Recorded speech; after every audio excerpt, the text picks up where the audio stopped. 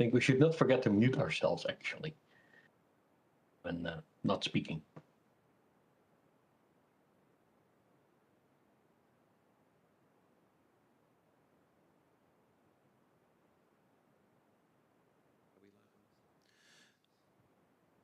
And this session has now started.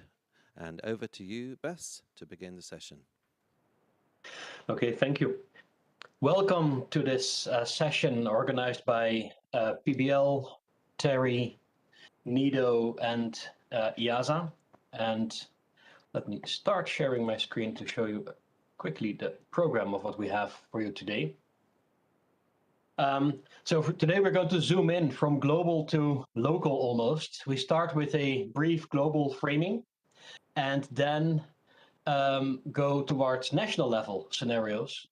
After that, focusing in on India, on the long-term strategy for India, then moving subnational to British Columbia for its roadmap 2030, and then going towards broadening a bit again with a carbon mineralization pathways towards carbon neutrality. And at the end, we will look into considerations for feasibility of climate scenarios and hopefully have some interaction with you at that point.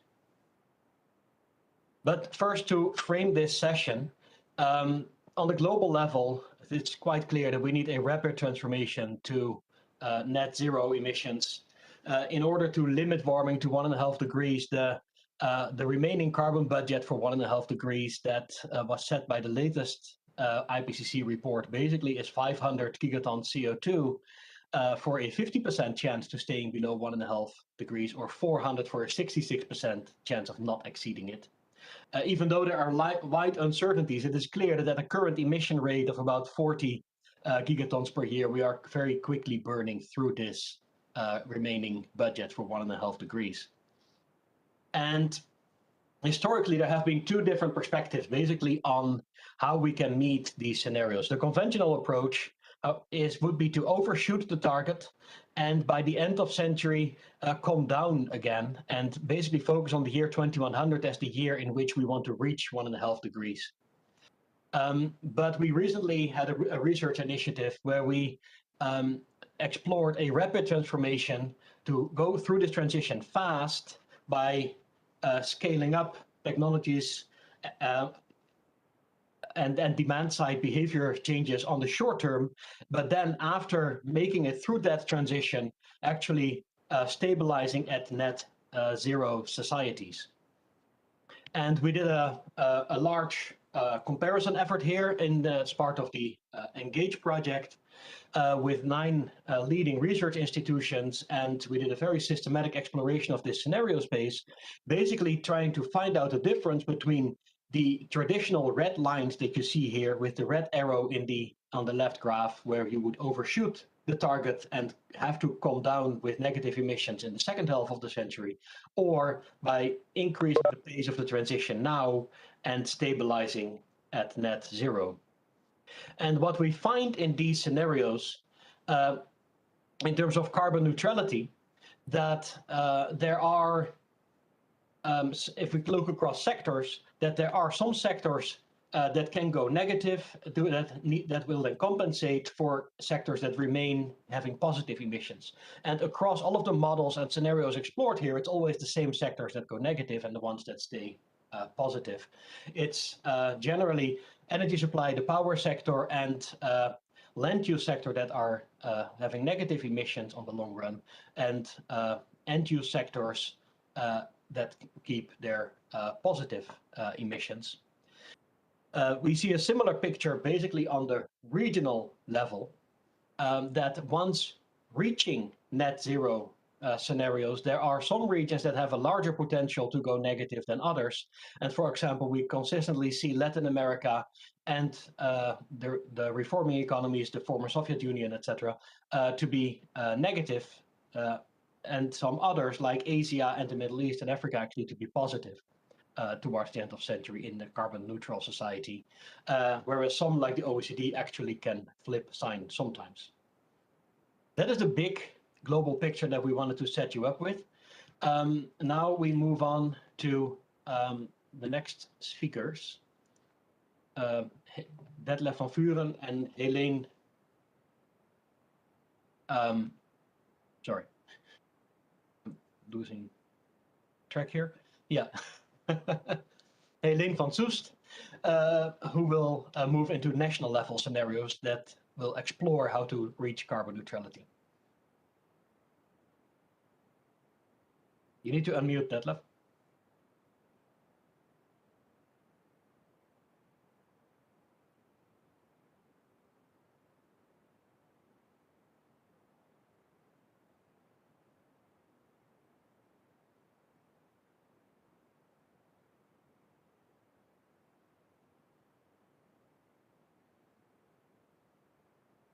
Can you unmute?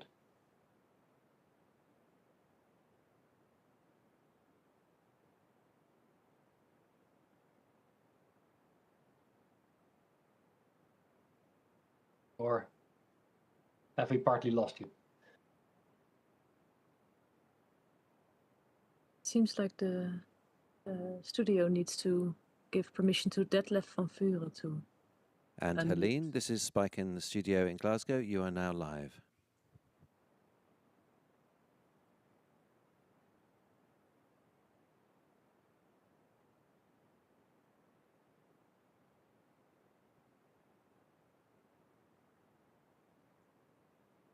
And Helene, your microphone is muted. If you unmute your microphone, you can go live to stage now.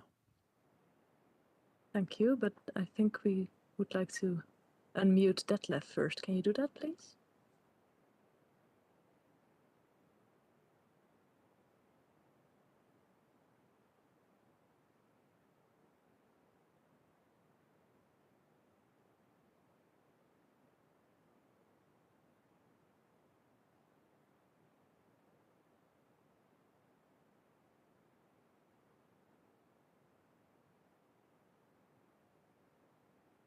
Helene, you've just remuted yourself again. If you just activate your microphone, and then you are live to present. We would like to have Detlef unmuted. He is the next speaker.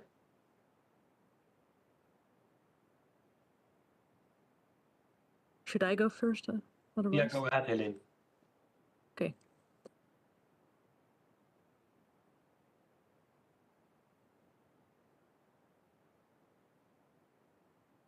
Do you see my screen and hear me now? Right. And I'll start. So the plan was to move from the global perspective to the national scenarios being presented by Detlef, and then really onto the details where we are in the short term. But given that I was unmuted, I'll start. Because we also check whether countries are on track to reach their NDC targets.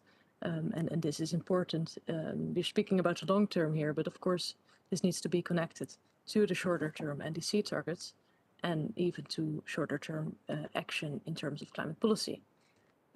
So briefly on the NDC targets, you can find a lot of information in our tool, which has been updated to include recent NDC submissions and the comparison to the current climate and energy policies.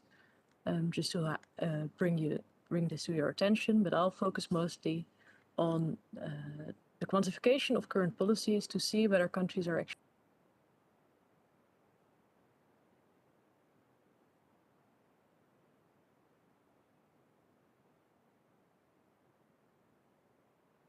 recent submissions of additional emissions reductions under the NDCs compared to the first round of NDCs, seeing that they together result in a 4 gigaton emissions reduction, but that will need to be updated with the most recent communications here in Glasgow. Let's focus on the part of the emissions gap that can be qualified as the implementation gap, namely the difference between current implemented policies and the NDC targets. We track this in yearly fact sheets financed by European Commission, which is also an important input for a UNEP emissions gap report. And we do this for 26 major emitting countries. And we analyze the current climate and energy policies as of November 2020. That's the cutoff date. And we do this with a suite of tools. On the one hand, we have New Climate Institute, who base their calculations on the Climate Action Tracker. There's PBL with the image integrated assessment model, and IIASA using the land use and forestry models, GloBIOM and G4M. And adding all of these together gives a nice range for projections under current policies, current climate and energy policies. And new this year in the report is the effect of the new NDCs that I showed briefly in the previous slide, as well as the effect of the COVID-19 crisis on emissions.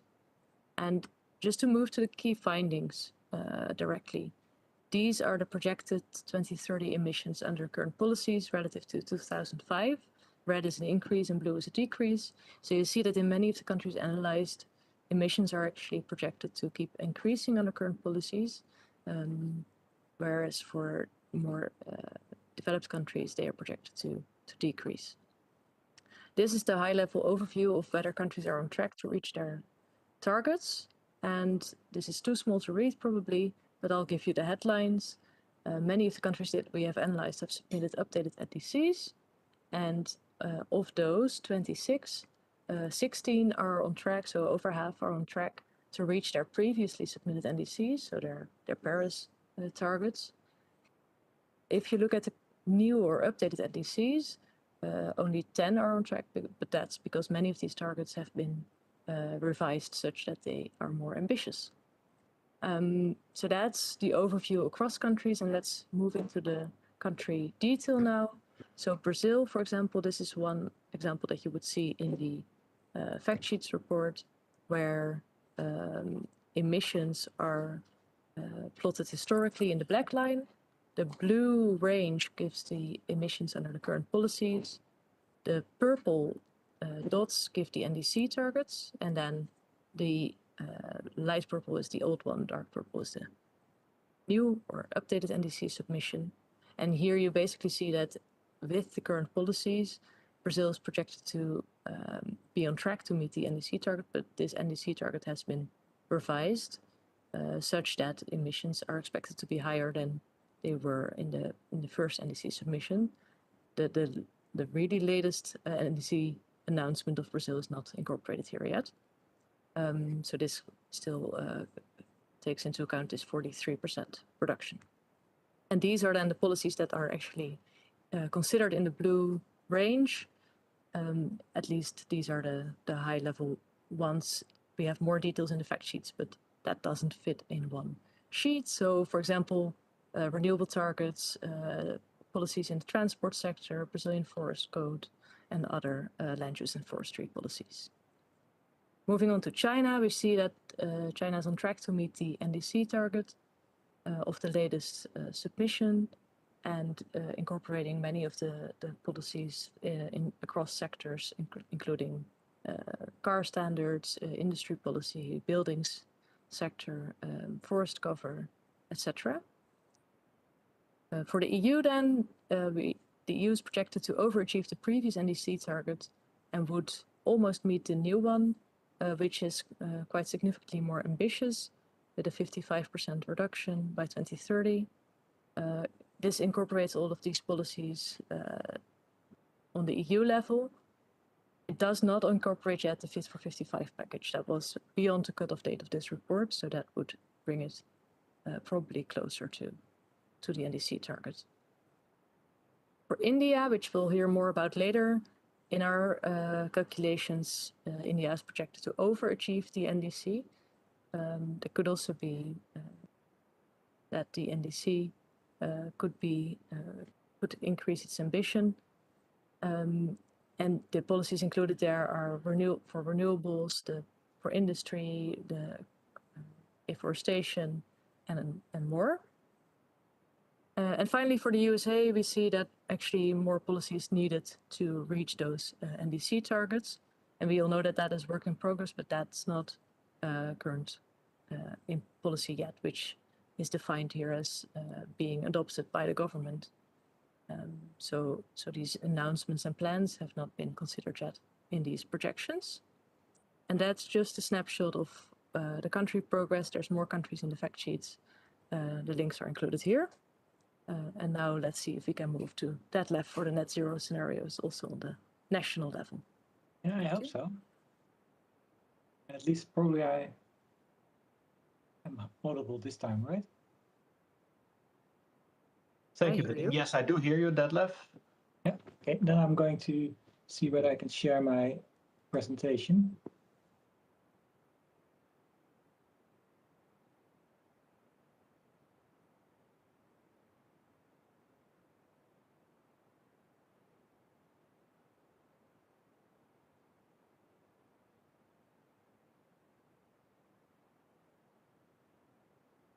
Seems your presentation is coming.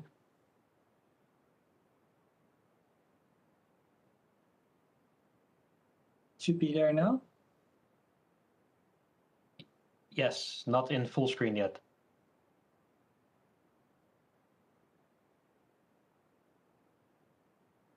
Somehow.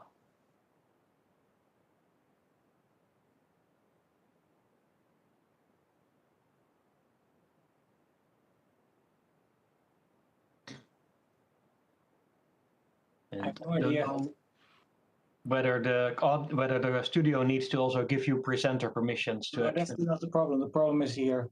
I'm trying to find out how to get it presenting mode. It's a very small screen of my computer now.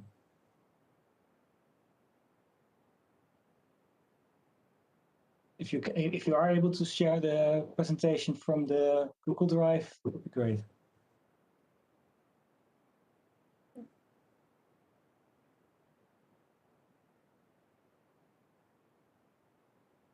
Give me a second to actually pull that up and then Great, thank you.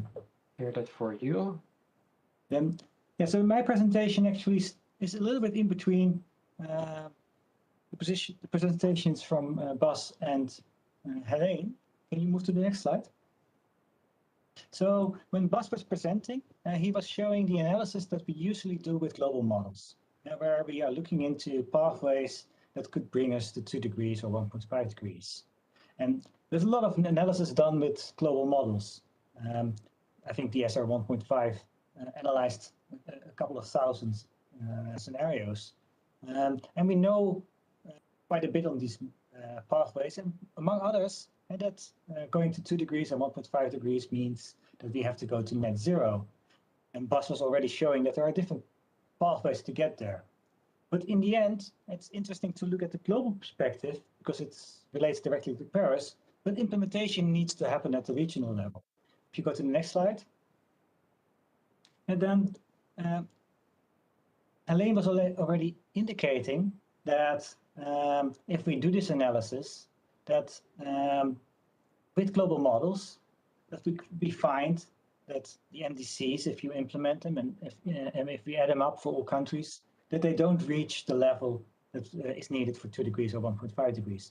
And even worse, if we in the global models analyze all current policies, and then current policies at the moment globally don't reach the NDCs. And so there's an implementation gap.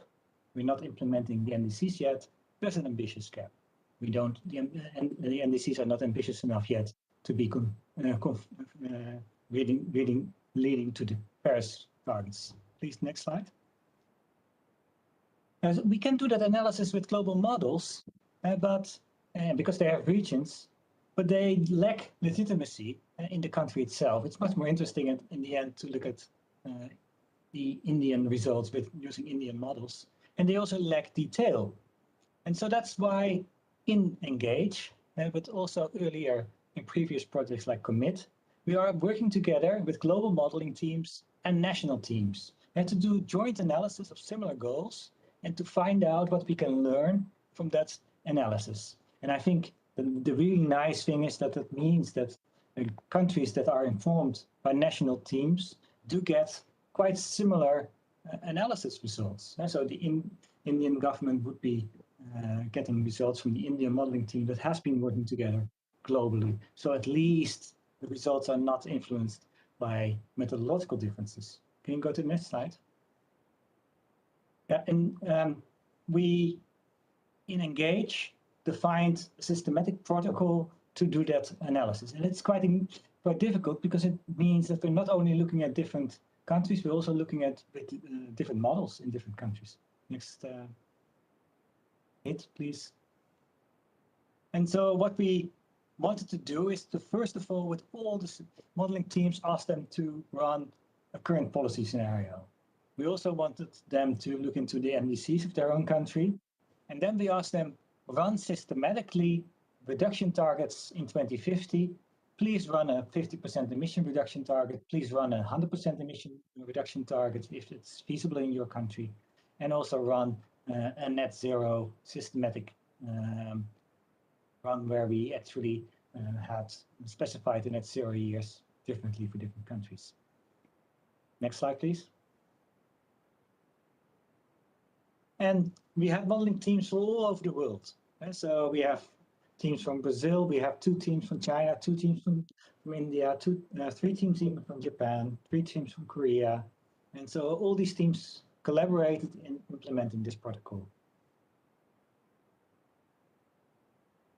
Next slide, yes. So these are the results. Here you see the slides for different countries that were part of Engage. So Brazil, China, EU, India, Japan, Korea, Thailand, USA, and Vietnam. In some cases, you actually see multiple lines. That's caused because there were multiple teams participating. And then we see the, if you would take a country where we have only one set, and let's take the case of Thailand. And then we see, first of all, the current policy scenario in red. We see the NDC as it's analyzed in yellow.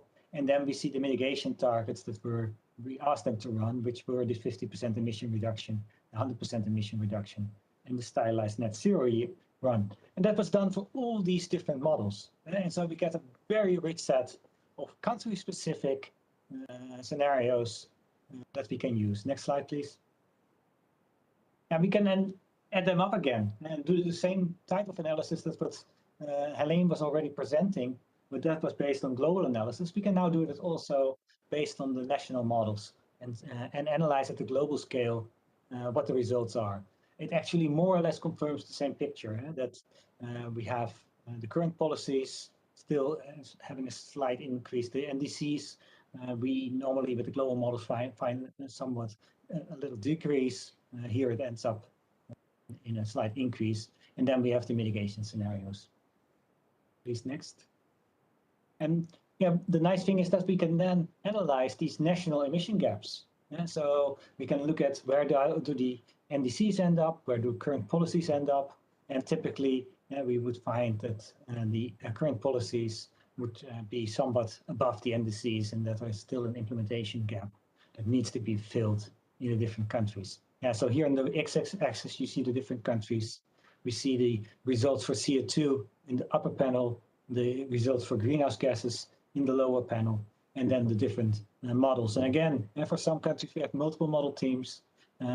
We, in this slide, also compare it actually with the image model results. And so the results that Elaine was already showing in her analysis of the PBL Institute of the global system, we can compare it to what national teams find. And that actually allows us also to calibrate our model better. Next slide, please. And these are the results as well. So if you, here we have again all the 9 countries that we looked into, and what you see from going from left to right for each individual country are the results for current policy, the NDC, the 50% reduction, the 100% reduction, and the stylized net zero run. And what you can see, and just take a particular country like, for instance, Japan. If we look at, first of all, at the NDC run, we see that still there would be room for coal to use in Japan. But if you then move into the 50 and certainly the 100% emission reduction scenarios, this needs to be replaced by net zero options, like, for instance, the big increase in solar that we can see, but also in this case, according to the Japanese models that we were working with, an increase in biomass use. And we can see that the picture differs quite substantially across countries. Brazil, for instance, has a very different solution than Japan, also in Korea. And so there is clearly a national differentiation here. Next slide. We can also see some commonalities. Here we have all countries again, and what we're plotting here is electricity use and fuel use in different sectors. The only thing that I would like to point out is that in many countries, the red line, which is the electricity line, is increasing quite rapidly. And that's not so strange, and because it's relatively easy compared to other sectors to decarbonize the electricity sector. As a result, the models also like to use that advantage and electrify many end users. Next slide, please. This is another commonality that we find across all the countries, which is actually the more stringent the target is, the more renewables are used. The renewables go up quite quickly as a result of the targets. So that makes sense as well, given the price decreases for renewables. Next slide. So some conclusions. National models can be used to explore pathways to net zero. The ENGAGE modeling team has made this really attractive set of national scenarios that are consistent with global model runs, and that can be used to look into country-specific data with a high amount of legitimacy because they were used for national teams. The NDCs of several countries will still need to be aligned with the long-term targets. I was showing these 50% emission reductions runs. I was also showing the NDCs. You could easily see that they were not in line yet. Next slide. And yeah, there were also some general elements of net zero pathways that I found, even emphasizing as the last bullet, but there are also there are differences clearly visible between the countries. Thank you. Thanks a lot, Detlef. Then we move towards the studio for our next speaker, Ms. Garima Vats from TERI, who will speak about the long-term strategy for India. What technologies are needed, what are the barriers, and what should the long-term strategy contain? Thank you, and good evening, everybody. Today I'm going to talk about the alignment of India's long-term strategy towards low carbon, climate resilient, and just transition. I'm an associate fellow at TERI, and I primarily work in the field of energy transition and climate mitigation. This particular topic is a very important topic because, considering that all the countries all over the world are moving across the path of low carbon development and finally trying to steer towards the net zero. Therefore, it is, very important for us to understand, what a long-term strategy towards low carbon development be like and how a just transition can be attained. In the Indian context, India has three, quantified targets that were set up in the 2015 during the Paris Agreement. And the first of them was to reduce emission intensity of its GDP by 33 to 35% by 2030 from 2005 level. The second was to achieve 40% cumulative electric power installed capacity from non-fossil fuel-based energy resources by 2030. And the third was to create an additional sink of 2.5 to 3 billion tons of carbon dioxide equivalent through additional forests and tree cover by 2030. India is very well on track and has achieved 24% decline in emission intensity from 2005 to 2016 and has also achieved 38% share of non-fossil fuels in the total installed capacity mix. Now, against that, I'm sure you all must be very familiar by now with this, chart and this picture, which is sourced from the Climate Action Tracker. And it clearly shows that even with the current policies, pledges, and targets, we are not consistent with the 2 degree. We are not 2 degrees consistent, and very far away from being 1.5 degrees Paris compatible. So we have to really bend the curve very quickly in order to limit our global warming, and all the countries therefore need to step up action to increase the pace and scale of change. And at TERI, we explore scenarios to examine what deep decarbonization implies for India. And here I present two scenarios or two studies. One, ENGAGE, that explores the national and global actions to reduce greenhouse gas emissions. And the other one has been already carried out, and it was on India achieving net zero energy sector emissions by 2050. In the ENGAGE studies, there were different scenarios designed to evaluate long-term low-emission developmental strategies as per the current or planned policies, including the NDC targets, and systematically exploring the mitigation space by examining the emission reduction by 2050 from the year 2010, given that new policies are implemented from 2025, and thereby systematically examining the 10% reduction from 2025 levels, and just seeing the mitigation space in terms of 10, 20, 30, 40, and 60% reduction from 2025 levels. So I will first discuss the ENGAGE study results.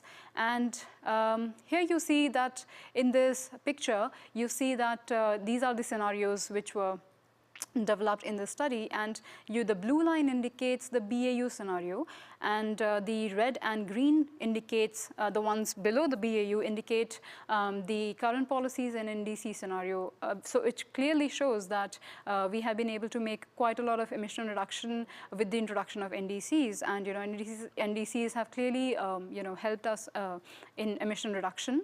However, the lines below that indicate the subsequent emission reduction scenarios, and the deepest decarbonization scenario being the DDSC5, which is the 60% reduction from 2025 levels. And as you can also see that to stabilize the carbon dioxide emission at 2010 levels by 2050, around 4 gigatons of carbon emissions still need to be offset.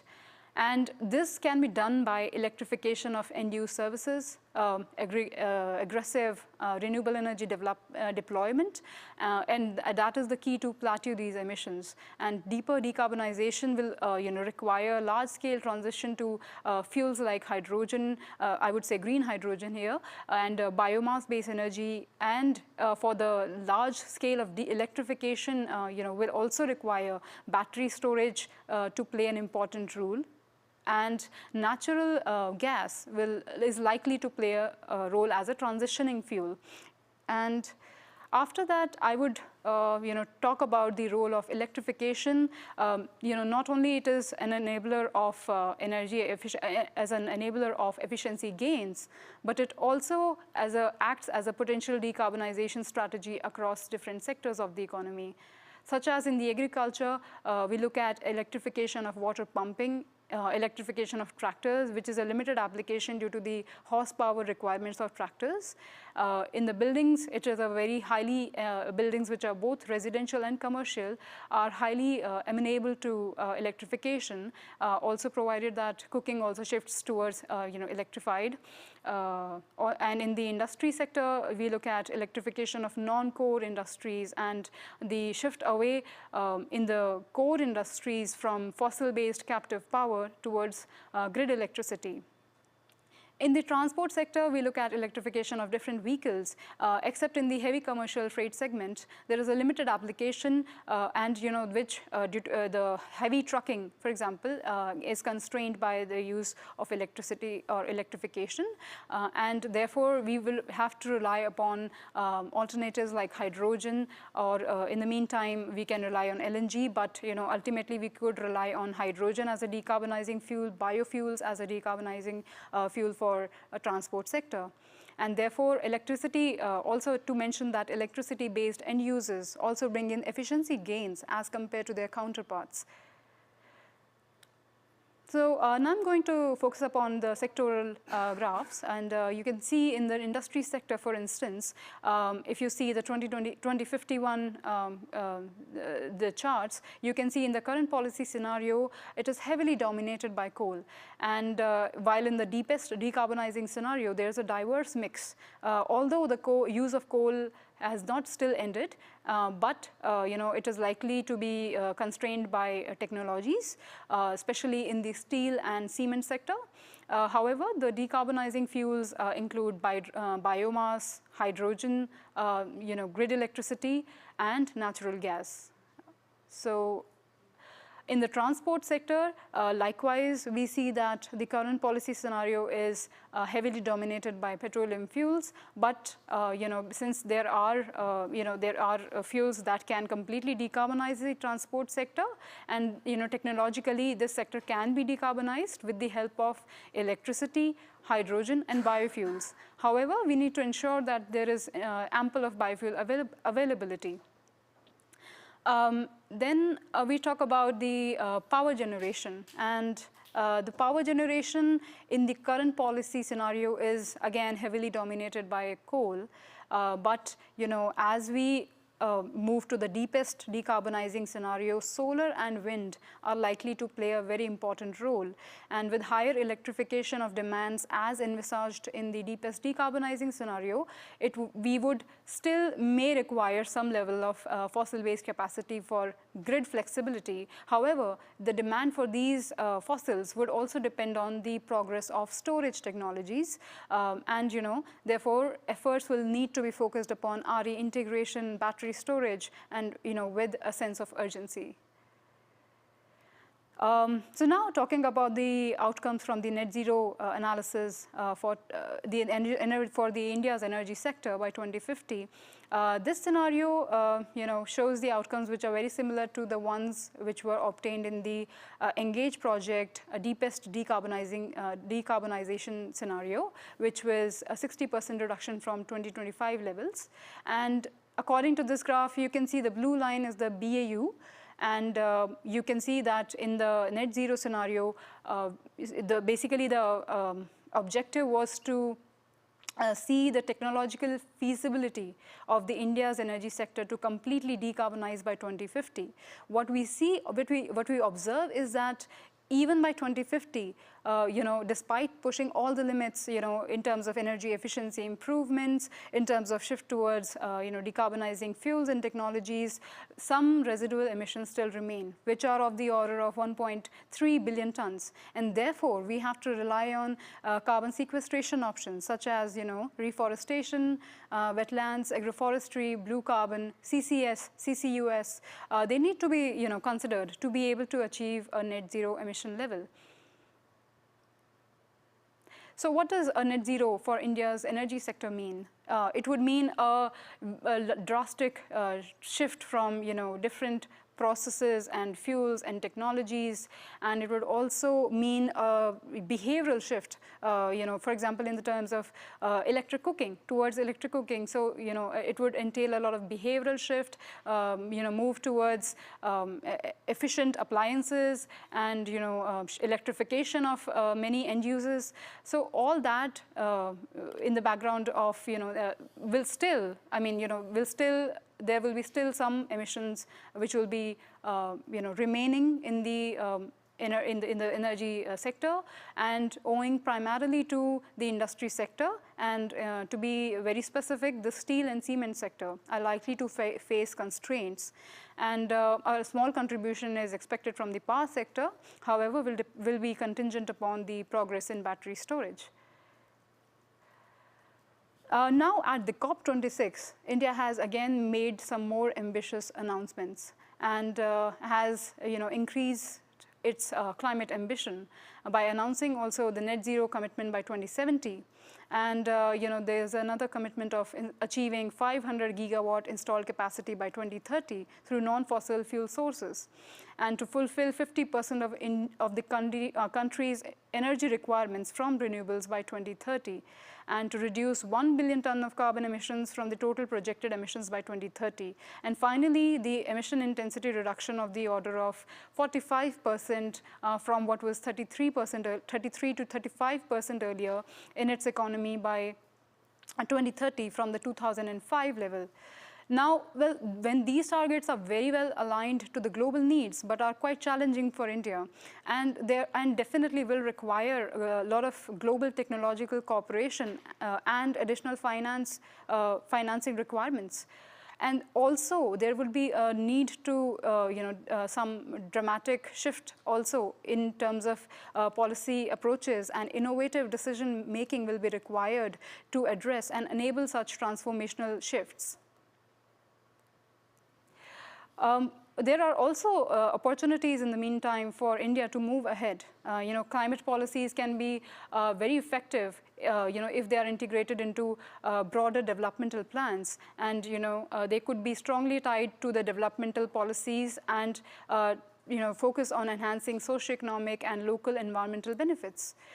There could be also the synergies with local co-benefits such as air pollution, creation of jobs, better health, etc. could be tapped for India to move forward on its sustainable developmental goals and green economic recovery. While all these policies are formulated at the national level, implementation duty lies with the states, and therefore the roles of states is very important. And the systematic and strategic planning is the key to reduce the implementation challenges, and therefore needs effective capacity building and awareness generation. So we suggest a LTS framework which could guide the LTS strategy, and it comprises of 5 elements or 5 pillars. First is the macroeconomic context. So you develop or you establish a macroeconomic context in which you determine the crucial sectors from India's current growth trajectory. So, I would also just emphasize on the fact that this framework is applicable to any country or any economy, and including India. So, the first step requires to set up a macroeconomic context, and it is very important to first determine which sectors contribute to the country's current growth trajectory, and what would be the impacts on those sectors, and how these sectors could be maintained. And the second is development of an analytical framework which would use realistic assumptions to design forward-looking scenarios. The third will be sectoral transitional mapping, and it would entail classifying the sectors on the basis of ease of abatement, or the ones which are more amenable to decarbonization, and the stage of transition. Fourth is the technology and financial mapping, and this would entail determining needs and available sources for finance and technology. And lastly, very importantly, are the institutional arrangements, which requires you to engage with all the essential stakeholders and effective review mechanism. So, for the technological and financial mapping, there are 3 key aspects. One is the need assessments, and second is the resource allocation, and third is the resource mobilization. I would not go into details of these, but all these 3 assessments are very essential for each of the categories, which were also identified earlier in the stage, and which also depends on the ease of abatement and stage of transition. Again, coming to the institutional arrangements, and a very strong institutional framework would require stakeholder consultations, and a very effective review mechanism to track the progress, and which is required for any country to implement the low carbon long-term strategy. Thank you. With that, I end my presentation, and I will be open to answering any questions in the discussion section. Thank you. Thanks a lot, Garima. Then we move on to Minister George Hyman, British Columbia's Minister of Environment and Climate Change, to tell us about the Clean British Columbia Roadmap to 2030. Thank you very much. It's a pleasure to be here. To give everyone a little bit of a sense of where British Columbia is, we're a province or a state on the west coast of Canada, the Pacific coast. Population a little bit less than Scotland's, and a landmass about about 12 times as large.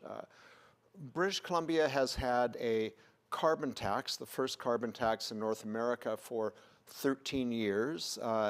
It started an ambitious climate program in 2008, but underwent a period of time where things stagnated and emissions started to rise. My government took office a little over 4 years ago. I've had the honor of being the minister for the entire period of time that we've been in government. And shortly after forming government, we decided that we needed to keep our policy commitment, our political commitment to reinvest energy and commitment to reducing emissions. So we made a number of commitments. The first was to begin raising the carbon tax again from $30 a ton, and it will reach $50 a ton on April next year. We're also committed, as part of our Clean BC climate plan and our roadmap to 2030 to meet our 2030 target, to raise it to $170 a ton minimum by 2030.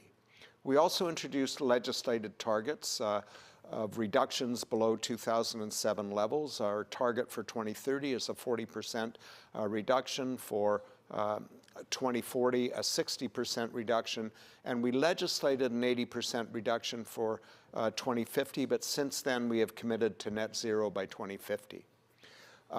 At the end of 2018, we announced a number of measures to reach our 2030 target. Although we weren't able to model the entire 100%, we modeled 75%. In the 3 years since, we've completed the plan that we call the Roadmap to 2030 that models a full 100% of the committed reductions. But we learned in the 3 years since we introduced the plan initially that we have to be able to take an iterative approach. We know that we don't know everything we need to know. We don't know which technologies will be the most cost-effective and also the most effective at reducing emissions. So we've committed to review on an ongoing basis, adjust as needed on each of the measures within 8 different pathways to reach our targets. Part of our commitment was also to set sectoral reduction targets for 2030 to serve as guideposts along the way. We have targets for buildings and communities, we have targets for transportation, we have targets for industry, and we carved oil and gas out as a separate sectoral target because it accounts for about 21% of our overall emissions in British Columbia. So we also felt the need to be accountable to British Columbians, and we introduced a Climate Change Accountability Act at the end of 2019 that requires the minister to report annually to the legislature on what we expect to achieve in emission reductions in each of the next 3 years, how much money will be included in the budget to assist in that process, and at the same time to report on our successes in meeting our commitments in the previous 2 years. We also established an independent Climate Solutions Council, whose advice is published as part of the report, and whose critique of our work will also be included, has also been included as part of that report. I think it's very important to be transparent. It's important for people to see what you plan to do, what you have done, and how you plan to adjust going forward. In introducing the roadmap to 2030, we took a different approach than we did in 2018. We set up 8 different pathways with a range of measures within each pathway that we had independently modeled to show that it would achieve the reduction targets to which we were committed.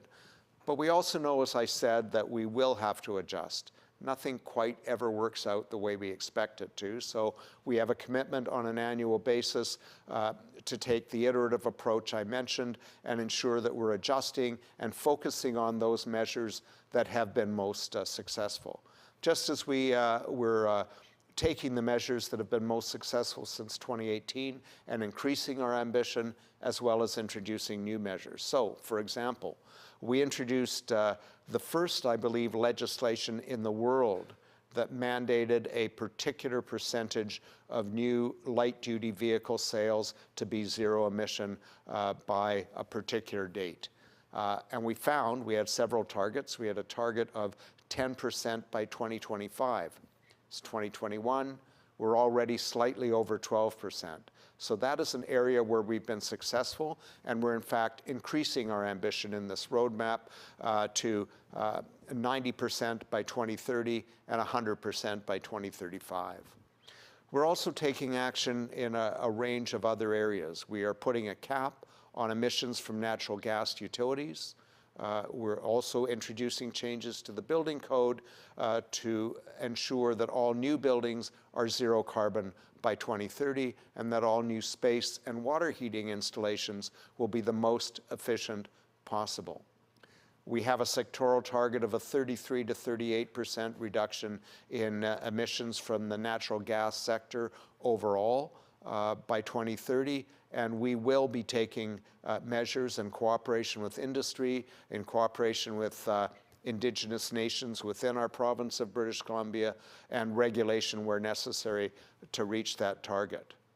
We have, as I said, increased our ambition on light-duty vehicles to become zero emission, but we're now taking a leaf from the Book of California, and we're introducing standards for medium and heavy-duty transportation to also become zero emission, whether it's carbon or hydrogen or battery-powered medium and heavy-duty vehicles. This is critically important because we know that investments in transportation equipment are typically a capital investment for 20 to 30 years. So every year that's lost in transitioning to zero emission means that we're locking in emissions-intensive transportation options.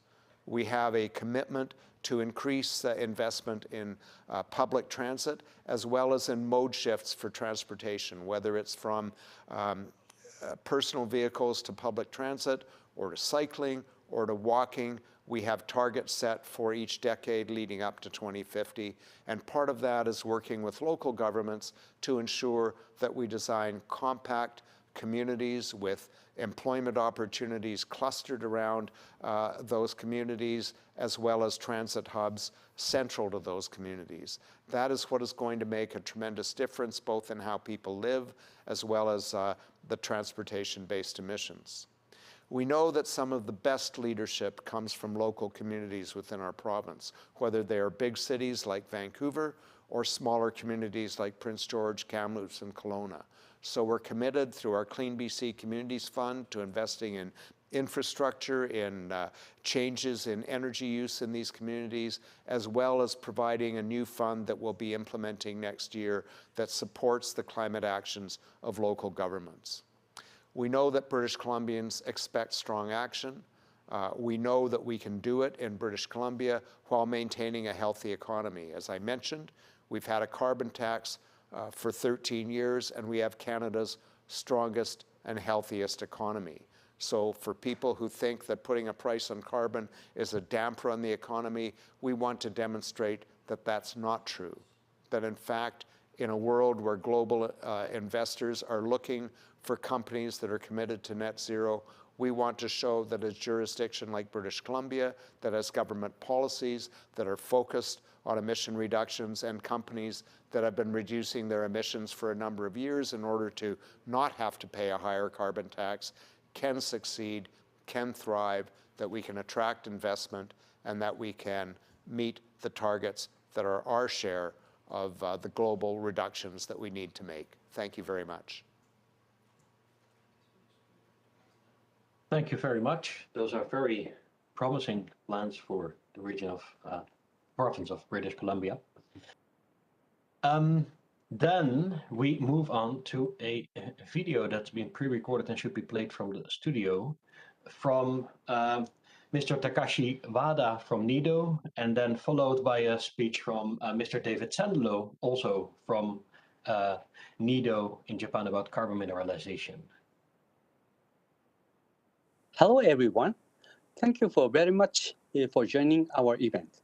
I'm Takashi Wada, Executive Director of NEDO, New Energy and Industrial Technology Development Organization. I would like to introduce NEDO's activities and ISEF. NEDO is a governmental organization established in 1980. It is Japan's largest funding agency for technology development as an innovation accelerator. NEDO has two missions. First, to address energy and global environmental problems. And second, to enhance industrial technology. Its annual budget is $1.44 billion in fiscal year 2021, besides the Green Innovation Fund. NEDO's core activity include funding to R&D and demonstration projects in various fields. Next, I would like to talk about the Innovation for Cool Earth Forum, ICEF. From the viewpoint of international collaboration, it is important not only for the technological development, but also for extensive discussion among industry, academia, and government experts. ICEF is an international conference to discuss measures to promote innovation in field of energy and environment to solve climate change issues. Japanese government METI and NEDO has been organizing this event since 2014. This year's ICEF was held as a part of GOJ's climate awareness campaign, Tokyo Beyond Zero Week. 87 countries or regions joined this year and discussed about the pathways to carbon neutrality by 2050, accelerating the pace of global decarbonization. Every year, ICEF updates its roadmap on how key innovative technologies can contribute to a transition to clean energy. Today, Mr. Sandel, a member of the ICEF steering committee, is going to launch this roadmap after my presentation. You can see details of the roadmap at Japan Pavilion presentation on November 9th as well. Thank you for your attention.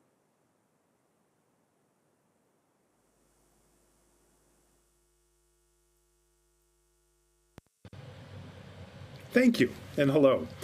My name is David Sandalo, and I'm delighted to join you by video today to discuss this year's ICEF Innovation Roadmap. ICEF, as many people here know, is a conference hosted in October each year by METI and NEDO. It's part of Tokyo Beyond Zero Week. Each year, in connection with ICEF, we prepare an innovation roadmap, a report that looks at opportunities in a technology that can help us meet the challenge of climate change, that can help us get to net zero emissions and beyond. This year's ICEF Innovation Roadmap is on the topic of carbon mineralization. And in the remainder of this presentation, I will briefly summarize our roadmap. The roadmap is more than 80 pages long. It has lots of detail, but I will discuss the main topics briefly here. First, what is carbon mineralization? I find that many people who pay a lot of attention to climate change are quite unfamiliar with this topic. Carbon mineralization is a process in which CO2 becomes bound in rocks as a solid mineral. It happens naturally, but at a slow rate, as certain rocks are exposed to carbon dioxide. And this natural process permanently removes about 0.3 gigatons of carbon dioxide from the atmosphere each year. The co-authors of this report believe that carbon mineralization can help fight climate change. It can help remove many gigatons of CO2 from the atmosphere each year, as I'll discuss. And there are a number of different ways that this can happen. I'll just summarize a few of them. One is with an underground injection process, and you see the picture here, and CO2 gases or fluids that contain CO2, such as water, can be pumped underground into rocks of a certain type that will capture carbon dioxide and permanently remove the carbon dioxide from the atmosphere. Another method is using crushed rock. This is sometimes called enhanced rock weathering. Crushed rock can remove CO2 from the atmosphere with this natural reaction when spread out over vast fields. It can also have big benefits in terms of agricultural productivity. Another way in which carbon mineralization can help fight climate change is by putting mining and industrial waste to work for that purpose. Many mining and industrial wastes are made up of rocks that will naturally sequester carbon dioxide when exposed to the atmosphere or when exposed in a more intense way to carbon dioxide. There are many opportunities here in the iron and steel industry, in coal power generation, and in fertilizer production. And the largest opportunities here are in China, then India, but there are opportunities all over the world in this area. And then finally, carbon mineralization can make a difference in the cement and concrete industry, which is 8% of global emissions.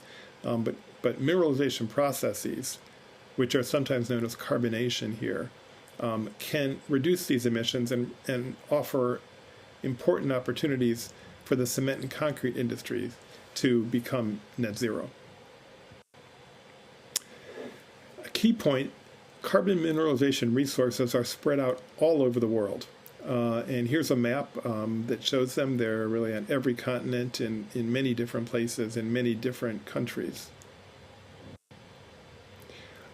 Our report offers a number of findings and recommendations for policymakers. First, we believe carbon mineralization has the potential to permanently remove and sequester many gigatons of carbon dioxide from the atmosphere each year. We estimate that this process could remove 1 gigaton of CO2 per year by 2035 and up to 10 gigatons per year by 2050. That could make a material difference in helping to fight climate change. As a strategy for fighting climate change, carbon mineralization has many strengths. First, the resources for carbon mineralization are effectively unlimited and spread out all over the world, as I just showed on that map. Second, and this is key, this is one of the most permanent forms of CO2 removal and storage available. In contrast, for example, to storing carbon dioxide in trees, which can be a very good thing to do for a number of reasons. When carbon dioxide is sequestered in rocks, it is almost impossible, or very difficult in any event, for that carbon dioxide to be released from the rocks. A third key point, the chemical reactions that mineralize carbon dioxide do not require energy inputs. This happens naturally. And then the costs appear to be reasonable and could likely be reduced. There are some challenges that are important. First, this process, as I've said, happens very slowly. The commercial value of products made with carbon mineralization, they're generally pretty low. And this is critical, this process receives almost no support or recognition in climate change policies around the world. This really is it's almost not on the radar screen of climate change policymakers. So we offer a number of recommendations. The first is that governments and companies should invest in research and development on carbon mineralization. They should immediately launch dozens of new pilot projects around the world to better understand how we can use this natural process to help fight climate change. And significantly, NEDO is already doing this. It has an excellent project in this area, looking at in the cement concrete industry, and we think there's a lot more opportunity here and in related topics in carbon mineralization. Our second recommendation is that policymakers should add carbon mineralization to the portfolio of climate change mitigation options. This topic needs more attention from climate change policymakers. They could provide incentives, including recognizing carbon mineralization as a compliance option in emissions trading programs, streamline regulatory processes for projects, and then launch initiatives under the Clean Energy Ministerial and other international fora. A third recommendation, mining companies and manufacturers should seek opportunities for carbon mineralization in their exploration and production activities. Mining companies and some manufacturers have the opportunity to become carbon neutral or even carbon negative using this fundamental natural process.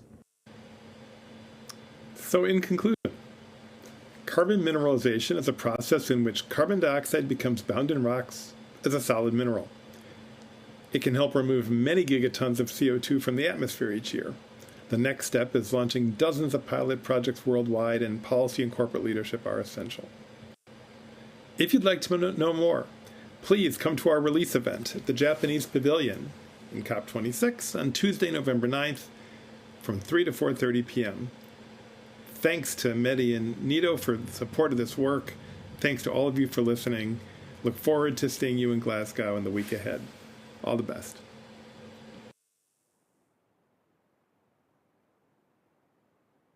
Okay, thanks for that. And then we move on to our last speaker, is Elina Bruchin from the International Institute of Applied Systems Analysis, IIASA, who will talk about multidimensional feasibility of all of these approaches to climate change mitigation. Yes, thank you for giving me the opportunity to present the insights also from the ENGAGE project on the multidimensional feasibility.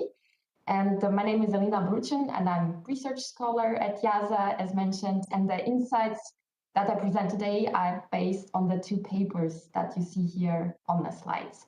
And just to also non-technical audience to briefly explain what the scenarios and pathways, so basically integrated assessment models, cover the main systems that could be sources or sinks of emissions, and most of the time, three key systems are covered: energy, economy, and land. Through interlinking them, modelers can, for example, tell us something about the CO2 emission trajectories that we could have in the future. And by imposing climate goals or budgets, or carbon budgets, we can learn how emissions could look like. And what was presented today earlier were the two key types of scenarios from the ENGAGE project, where one type, the so-called full century, this is the blue lines that you see on the right panel, don't have basically any major constraints on net negative emissions, and therefore go quite a lot late in the century into the net negative part. And the green scenarios, the key scenarios that we also want to focus on, are the so-called net zero scenarios, which, as you can see in the green line, are constrained and globally do not go net negative. And overall, these are quite ambitious 600 gigaton scenarios where we are quite confident about reaching the 1.5 degree target. And so what are the main structural insights from the scenario? So first of all, as you can see on the green line, we need globally by 2030 almost to have the CO2 emissions and to approach net zero by 2050.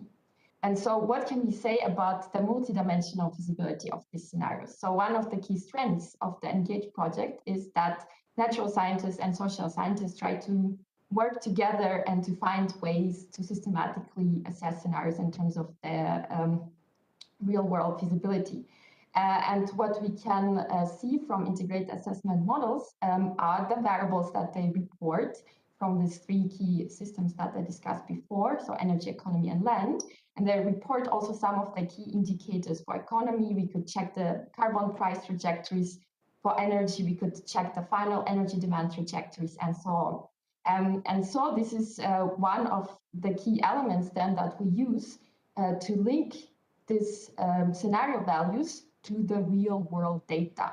And we followed the IPCC approach also to narrow down the evaluation of scenarios to 5 key dimensions: so geophysical, economic, technological, sociocultural, institutional. And by consulting the literature and also experts for each dimension, we identified key indicators that we would look into. And to link it again back to the real world, we also try to collect as much evidence as possible based on the literature, on experts' evaluation, and so on. And each scenario went through then evaluation over time and over each dimension. And for each indicator and value, we compared it to real world data and categorized it into 3 categories. These are called low concern, medium concern, and high concern. And just to give you an example, low concern were values that were more or less in alignment with what we have observed so far, or what is, was already reported in the literature as feasible. And the overall insight on feasibility is that the major, across all the dimensions, that the major concern that we have is with the institutional capacity. So what does it mean? It means that based on scenario data, many regions which have a relatively low institutional capacity, and this means the ability to provide public goods, where we see, especially already early on, very ambitious scenarios, quite high level of mitigation, and this we haven't observed in the past, and this would really go into this unprecedented levels. But within each dimensions, there are certain indicators of major concerns. So for example, within the geophysical dimension, we see biomass as one of the major concerns across many scenarios. So by the end of the century, many scenarios reach relatively high levels of biomass deployment, which raise many sustainability concerns. So what did we learn overall so far? Is that there are certain trade-offs, especially across these two types of scenarios, that the net zero budget scenarios, so the green line, require ambitious level of transformation early on, but this helps us to avoid more persistent feasibility concerns later in the century. Again, just to give you a concrete example of what type of trade-offs are we talking about over time and also across technologies. So for example, the net zero green scenarios would require a much faster upscaling of non-biomass renewables in total electricity generation by 2030. So, but then later in the century, those scenarios do not rely on, for example, carbon capture and storage technologies, where we also really have the highest level of uncertainty because we don't know whether we will be able to deploy them to such a large scale in the future. And what are we still missing? We have ongoing research within the ENGAGE project, where we try to think more about accounting for regional heterogeneity and involve stakeholders and regional experts and understand better the preferences about these trade-offs. And everyone is also encouraged, if you rewatch this video and would like also to contribute by participating in the survey, to type up this link and submit also your insights on this topic.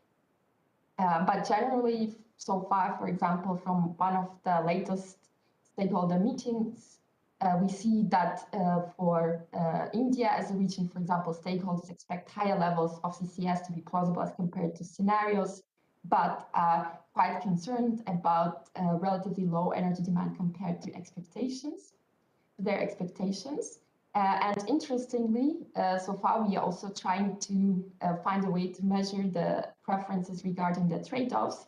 And so, for example, there we show stakeholders different setups of scenarios and ask them which scenario they would prefer. And here, so far, we find that, for example, stakeholders generally prefer demand reduction over CCS. But this is really also ongoing work, and the number of responses that we have so far is limited, even though this is, for example, based sort of on experts, on regional experts. And so please also, if you have time, fill out the survey. And thank you very much also for giving me the opportunity to share these insights. Thanks a lot, Elina, for a clear presentation. That brings us to the end of this session. And I want to thank all of the speakers for their contributions to this session. I thank the audience who was live with us, partly here in this WebEx stream and on YouTube. And then wish you all a very nice weekend at the COP and very productive negotiations next week, so that we can really limit climate change to well below 2 degrees. Thank you.